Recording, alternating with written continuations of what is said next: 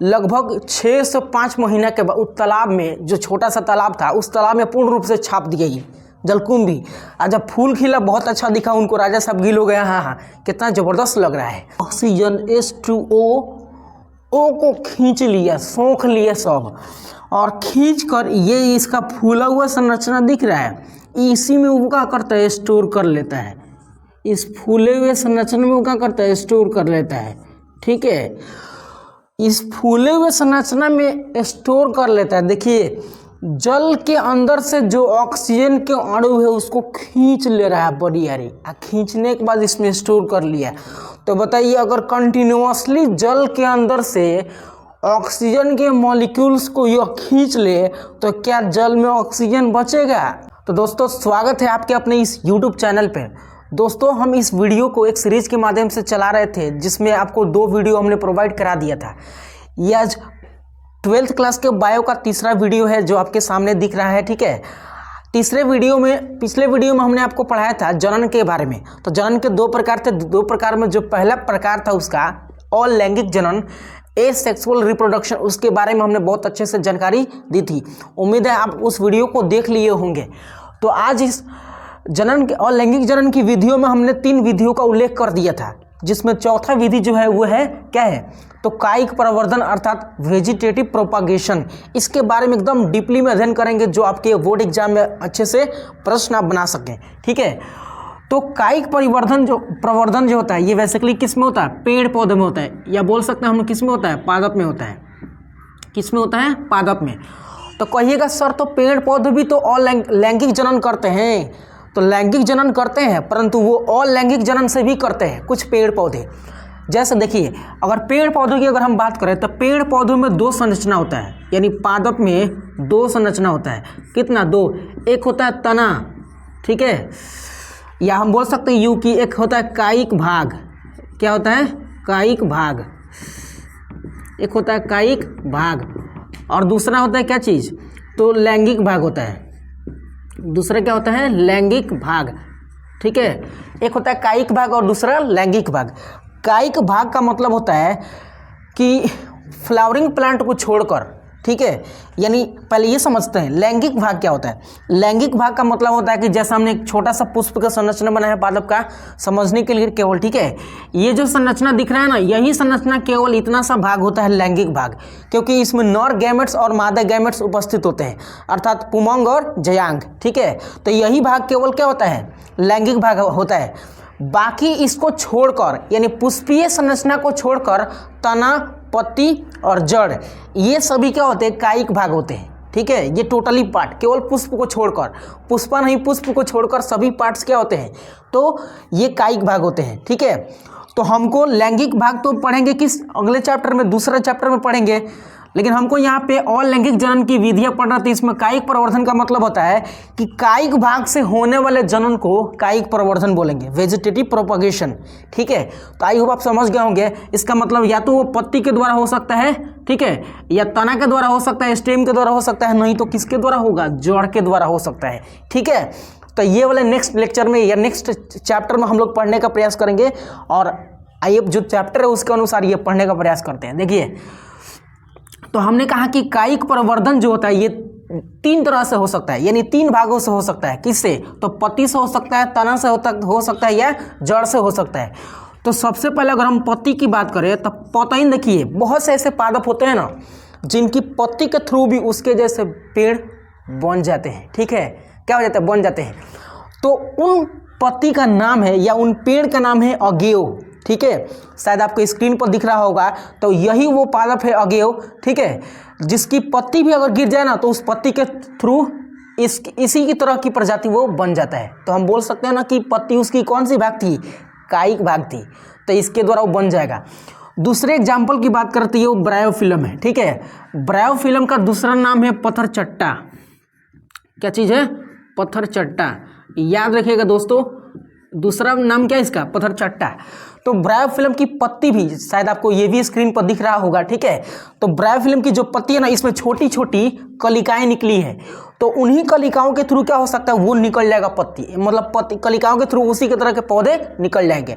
तो ये रहा 2 एग्जाम्पल आपके सामने, पत्ती से होने वाले जनन, पत्ती से होने वाले कायिक परिवर्धन। तो कायिक भाग से हो रहा है, याद रखिएगा। दूसरा हमने कहा कि ये तो किससे हो सकता है, मूल से हो सकता है। किससे? मूल से। मूल माने जड़, हर पेड़ पौधों का क्या होता है, एक जड़ होता है, ठीक है, उससे हो जाएगा। तो ये उदाहरण होगा किसका, गाजर का। गाजर के अगर आप मूल को, जड़ को अगर लेकर जमीन में लगा देंगे ना, तो बहुत ज़बरदस्त उसका उसी की तरह के क्या हो जाएंगे, पादप बन जाएंगे, यानी गाजर और बन जाएगा, ठीक है। देखिए ध्यान से, स्क्रीन पर आपको दिख रहा होगा गाजर का भी स्ट्रक्चर, जिसमें आप छोटे छोटे रूट्स देख रहे होंगे, ठीक है। यहाँ पे मूली की बात करें तो मूली भी इसी की तरह की क्या है, प्रजाति है, ठीक है। हालांकि इनमें थोड़ा सा डिफरेंस होता है, ठीक है, आप देखिएगा ध्यान से। तो मूली भी रूट का एग्जाम्पल है, ये भी किससे, जड़ से ही निकल सकता है, जड़ से भी निकल जाएगा, इसके बीज भी होते हैं, ठीक है, याद रखिएगा। उसके बाद शकरकंद, शकरकंद का मतलब होता है स्वीट पोटैटो। स्वीट पोटैटो अर्थात हम लोग कहते हैं देहाती भाषा में क्या, कून। आपने मीठा आलू जरूर खाया होगा, एक आलू होता है, वो पढ़ेंगे इसमें हम लोग कंद के रूप में, ठीक है, ध्यान से सुनिएगा। तो गाजर, मूली, शकरकंद, ये सब क्या है, मूल के उदाहरण है, मतलब ये मूल के थ्रू इनमें नया संतति उत्पन्न हो सकते हैं, ठीक है। तो ये कायिक परिवर्धन। तो पत्ती मूल के अलावा एक चीज बचता है, क्या चीज, तना। आइए तने की बात करें, अगर स्टेम की बात करें तो ये 2 तरह से हो सकता है। एक होगा भूमिगत तना, यानी कुछ तने को अगर भूमि में जाकर लटक जाते हैं या लग जाते हैं तो उससे पेड़ पौधे निकलना शुरू हो जाते हैं। तो ऐसे जनन को या ऐसे कायिक परिवर्धन को हम लोग भूमिगत तना के नाम से जानते हैं। देखिए भूमिगत तना के भी कुछ उदाहरण है, बहुत से एग्जाम्पल हैं, ठीक है, जिनमें मुख्य रूप से देखिए प्रकंद, कंद, शल्ककंद और घनकंद एग्जाम्पल दिया हुआ है। आइए हम सबसे पहले प्रकंद की बात करें तो प्रकंद जो होता है इसको इंग्लिश में राइजोम बोलते हैं। क्या बोलते हैं दोस्तों, राइजोम। तो राइजोम के अकॉर्डिंग अगर आप याद रखना चाहते तो रख सकिएगा क्या चीज़, अदरक, हल्दी और केला। देखिए अदरक, हल्दी, केला की बात करें तो इनमें होता क्या है, जैसे मान लीजिए हमने एक छोटे से यहाँ पे केला का वृक्ष या छोटा सा हमने उसके पौधे को लगाया, जब ये बड़ा होगा ना तो इसे कुछ केला निकलेंगे आराम से, खूब मस्ती से, एकदम ज़बरदस्त थे। उसके बाद ज़मीन के अंदर अंदर इसकी तनाएँ क्या होगी, वृद्धि होंगी, ठीक है, और कुछ दूर के बाद भी जाकर निकल जाता है, इधर भी वृद्धि होगा तना कुछ, और ये इसके बाद भी क्या हो जाएगा, वृद्धि हो जाएगा, मतलब निकल जाएगा। कहने का मतलब है कि अगर हम एक केला को रोपते हैं ना तो केला का पूरा बागवान लग जाता है केवल तना की वजह से, और तना इसका भूमि के अंदर होता है, इसलिए भूमिगत तना एक लिखा गया है, ठीक है। दिखाई नहीं देता है, केला में तना होता नहीं है लेकिन भूमिगत तना होता है, ठीक है। तना नहीं, इसकी जड़ ही जो होती है ना, ये मोटी होती है, रूपांतरित होकर अक्सर जमीन के दूसरे सिरे तक जाकर निकल जाती है। मतलब कहने का मतलब अगर इन तीनों में किसी को लगाया जाएगा ना, एक पौधे को लगाया जाए तो उसकी पूरी टोली निकल जाती है एकदम, ठीक है। तो क्योंकि ये तना का थ्रू हो रहा है इसलिए इसको भूमिगत तना में राइजोम प्रकंड में रखा गया है। एग्जाम्पल याद रखिएगा इसका, ठीक है, एग्जाम्पल बहुत ही जरूरी है क्योंकि शॉर्ट क्वेश्चन में पूछेगा, और ऑब्जेक्टिव का ही तो जमाना है हर बोर्ड में, 50-50% ऑब्जेक्टिव है इसमें। देखिए उसके बाद अगर हम कंद की बात करें तो ये ट्यूबर, इसमें आलू होगा, ठीक है, क्या होगा, आलू। बचपन में हम लोग कहते थे कि बोला बाबू आलू, और आज से नाका चालू, तो वो नाका मुखी वाला नहीं है, ठीक है। देखिएगा तो ट्यूबर का उदाहरण याद रखिएगा, क्या चीज़, आलू। आलू की अगर हम बात करें तो आलू में छोटे छोटे क्या होते हैं, ऐसे निकले होते हैं आँख, और इसी को हम काट के अगर ज़मीन में लगा देते हैं तो इसमें कुछ तनाएं निकलती है, उसी तना के थ्रू झोंझे लटक जाता है पूरा ज़मीन के अंदर। तो ये भी तना कंद का उदाहरण है ये, ठीक है। अब देखिए शल्क कंद की बात करें तो शल्क कंद को इंग्लिश में बल्ब कहते हैं। क्या कहते हैं, बल्ब। और इसमें 2 फेमस उदाहरण है, प्याज और लहसुन। जैसे एग्जाम्पल आपको यहाँ बोर्ड पर दिख रहा है, प्याज, ठीक है। देखिएगा अगर हम प्याज की बात करें तो ये भी कुछ, देखिए कुछ तनाएं इसमें भी निकलती हैं, ठीक है, समझ रहे हैं ना। देखिए मेन पॉइंट एक बीच में होता है यहाँ पे, ठीक है। अगर आप लहसुन छुड़ाते होंगे ना खाने के लिए, चाहे चटनी पीसने के लिए, तो उसमें बीच में मिड पॉइंट होता है, और इसी के साइड साइड उसमें छोटे छोटे लहसुन के छोटे छोटे पार्ट्स लगे होते हैं, और नीचे क्या होता है, उसका जड़ होता है। सेम प्याज में भी यही कंडीशन होता है। प्याज में बहुत सारा लेयर एक पे एक रहते जाता है, ठीक है। देहात में एक बुझावल बुझाते हैं कि हम कटाता नहीं तू कह रोता रहो, हम कटा रहे हैं तुम कह रो रहे हो, तो उसको प्याज बोलते हैं। याद रखिएगा। तो ये सल्क कंद का उदाहरण है बल्ब। आप बल्ब जब भी एग्जाम्पल देखिएगा ना, बल्ब, तो बल्ब का मतलब होता है जो ट्यूबलाइट का बल्ब होता है जो हमारे घर में है, सेम ऐसे ही तो होता है। तो याद हो जाएगा आपको इससे, ठीक है, ये एग्जाम्पल याद रखिएगा। उसके बाद हम बात करें घन कंद की, कॉर्न, तो घन कंद में आ जाएगा कोलोकेशिया। क्या आ जाएगा? कोलोकेशिया। कोलोकेशिया आपको समझ में नहीं आएगा, इससे अच्छा आपको याद रखिएगा अरवी, ठीक है। क्या चीज़? अरवी। अरवी का मतलब होता है अरुई, जिसके पत्ते बहुत बड़े बड़े होते हैं, ठीक है, जिसके पत्ते क्या होते हैं? बहुत बड़े बड़े होते हैं, है ना। और उस पत्तों का इस्तेमाल हम लोग रेकवच बनाने में करते हैं। रेकवच, रेकवच समझते हैं? रेकवच जो होता है, एक शायद आपको स्क्रीन पर ये भी चित्र दिख रहा होगा, ठीक है। तो जो स्क्रीन पर दिख रहा है ना, वही क्या है? तो वही है कोलोकेशिया, ठीक है। बायो में कोलोकेशिया कहते हैं, जबकि हिंदी में इसको अरवी कहते हैं। अरवी का सब्जी भी बहुत ज़बरदस्त बनता है, ठीक है। इसके अलावा उसकी जो पत्तियाँ होती है वो भी। एक बार ना मार्केट में हमारे यहाँ देखिएगा ना, नहर बहुत लंबा है, बहुत बड़ा है, उस नहर के किनारे बहुत सारे उसमें अरवी लगी हुई है, ठीक है। तो एक आदमी उसको काट कर और तोड़ कर ले जाकर मार्केट में बेच दिए, ठीक है। और ये अरबी की भी बहुत सारी प्रजातियां हैं, उसकी भी बहुत सारे क्या है? प्रकार हैं। तो ये अरबी ऐसा था जिसको खाने के बाद आदमी का मुंह नहीं, जीभ खजुआने लगता है। अब ले जाकर मार्केट में पूरा बेचिए एकदम सस्ते में, ठीक है। अरबी दो तरह का होता है, एक मुंह खजुआने वाला होता है, एक जनरल जो अच्छा लगता है स्वाद में, खाने में भी अच्छा आनंद लगता है उसको, ठीक है। तो जो मुंह खजुआने वाला अरबी था, टोटल नहर पर ले जाकर काट के बेच दे 2 छींटी कहाँ बाजार में, अब बेच के चले घरे। अब पता ना लोगों ने खाया होगा तो ज़रूर उसका अंदाज़ा लगा होगा कि किस तरह का ये अरबी है, ठीक है। तो वो एग्जाम्पल किसका है? घन कंद का, याद रखिएगा। अरबी भी के पत्ती का जब सब्जी बनाते हैं ना लोग, तो उसमें अचार वगैरह बहुत कुछ डालते रहते हैं और अच्छा भी लगता है। उम्मीद है कि आप भी एक बार ट्राई कीजिएगा किस तरह से लग रहा है, ठीक है। तो अरबी या कोलोकेशिया जो है ना, ये घन कंद का उदाहरण है। अब देखिए, सेम ये भी केला के जैसा ही है, हल्दी के जैसा ही ये भी, लेकिन अंतर है बहुत ज़्यादा इसमें, ठीक है। अगर घन कंद यानी एक हम अरबी के छोटे से बीज को लगा देना या उसके तने को, तो एक से पूरा टीम बन जाएगा एकदम ज़बरदस्त, पूरा छाप देता है ज़बरदस्त एकदम, ठीक है। तो आई होप ये 4 एग्जाम्पल आप समझ गए होंगे भूमिगत तना की।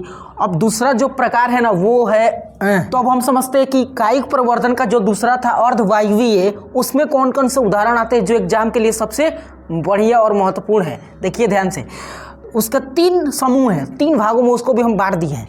तीसरा में पहले जो है ना, ऊपरी भूस्तरीय, इसको इंग्लिश में रनर बोलते हैं, जिसमें दूब घास आता है। जैसा कि एग्जाम्पल आपको यहाँ पे दिख रहा होगा, दूब घास, ये सबने बचपन में खुरपी लेके चखूरा होगा अपने अपने खेतों में, या अगर आपके पास गाय भैंस होगी ना, तो हेतु चूँकि में दूब को खूब नोचने के लिए जाते थे खुरपी छींटी लेकर, तो वो एग्जाम्पल इसमें यहाँ पर दिया हुआ है। देखिए ध्यान से, दूब घास में जो तनाएँ होती है ना, तनाएँ, अगर तना वो ऊपर से जा रहा है, ऊपर से ये जा रहा है, तो जो तना यानी तना के जिस भाग पर जमीन से टच हो जाता है ना, टच ऐसे टच हो जाता है, तो वहीं से उसकी जड़ें या मूल निकलना शुरू हो जाती है। देखिए ध्यान से, जैसा कि यहाँ पे एक दूब घास का छोटा सा फंक्शन है, ठीक है। यहाँ पे ये फल रहा था बेचारा, जैसे ही अपना हाथ लफाया, इसका हाथ चल गया कहाँ पर? जैसे हाथ इसका चल गया ज़मीन पर, तो वहाँ से धीरे धीरे जड़ निकलना शुरू हुआ, छोटा सा निकल गया। फिर इसकी तनाएँ आगे जैसे बढ़ी, तो आगे जब तना बढ़ना शुरू हुआ, तो इसके बाद यहाँ पर निकला, मतलब तना का क्या हो रहा है? लगातार लफर रहा है। लफरना का मतलब समझ रहे हैं कि जब बड़ा हो रहा होगा तो उसको कहते हैं लफरना, ठीक है। इसमें मूल देख रहे हैं, हर तने के जड़ पे क्या हो रहा है? वृद्धि हो रहा है। अगर यही तना जमीन से ऊपर ना हट के नीचे सट गया होता है, तो आराम से यहाँ से तना निकलता था। ये दूब घास के एग्जाम्पल आपको याद रखिएगा।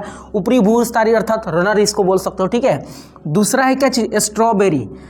स्ट्रॉबेरी का एग्जाम्पल जो है ना, ये भूस्तरीय में आता है। स्ट्रॉबेरी देखिएगा ध्यान से, ये स्ट्रॉबेरी का उदाहरण यहाँ पे हमने जैसे चार्ट बनाया हुआ, देखिए सेम ऐसा ही है, परंतु इसमें क्या होता है कि इसमें थोड़ा इसका जो तनाएँ होती है ना, ये ज़्यादा क्या करती है? आर्क लेकर चलती है। आर्क का मतलब कि इस तरह से, ज़्यादा ऊपर से, ठीक है।